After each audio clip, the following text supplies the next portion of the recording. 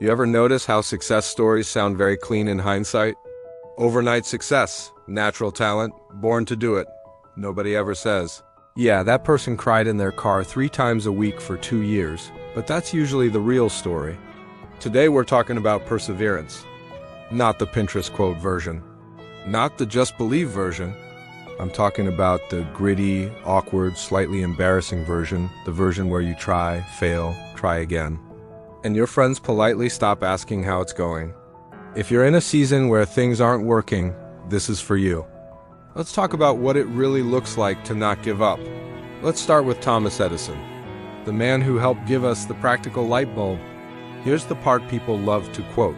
He reportedly tested thousands of materials before finding one that worked. Thousands. Imagine explaining that to your family. How's the light bulb going, Thomas? Well, we're on attempt number 2347, but I'm feeling good about this one. At some point, most of us would have said, you know what? Candles are fine. Let's just stick with fire. But Edison reframed failure. He famously suggested he hadn't failed. He'd found thousands of ways that didn't work. Now, let's be honest. That sounds inspiring now, in the moment. It probably felt exhausting. The lesson isn't that failure is fun. It's that failure is information. Every failed attempt narrows the field. It sharpens your understanding.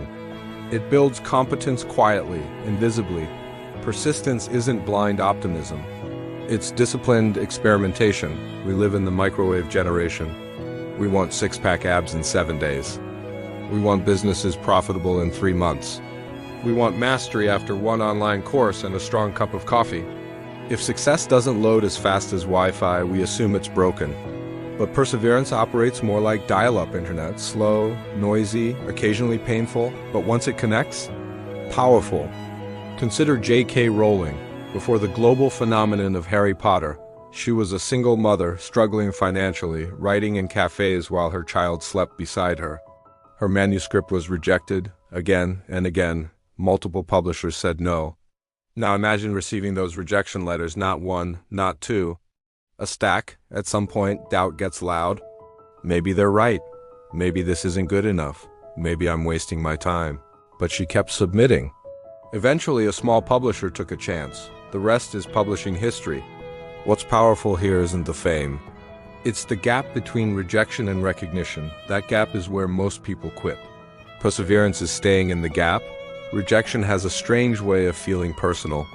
One no can echo like a stadium announcement. But statistically, rejection is normal.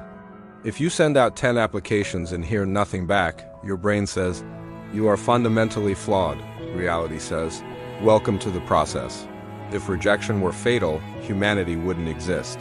Let's talk about Michael Jordan, widely regarded as one of the greatest basketball players of all time.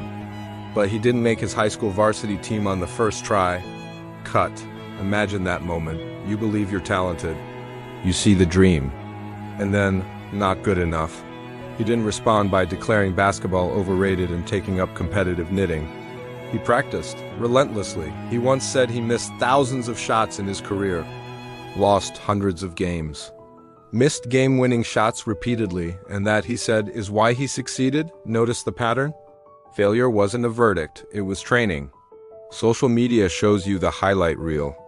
Nobody posts, day 47 of trying and still confused. Attempt number 19 and my confidence is in the basement. We compare our behind the scenes to someone else's edited trailer. Of course we feel behind. But growth is mostly invisible while it's happening. Muscles grow in recovery. Skills grow in repetition. Confidence grows in surviving what you thought you couldn't handle. Let's get practical. Perseverance isn't dramatic. It's structured.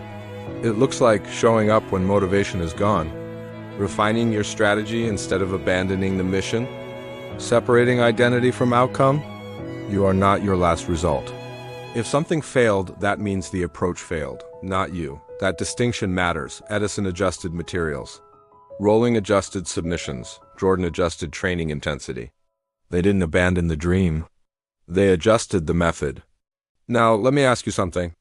What are you currently tempted to quit? Be honest.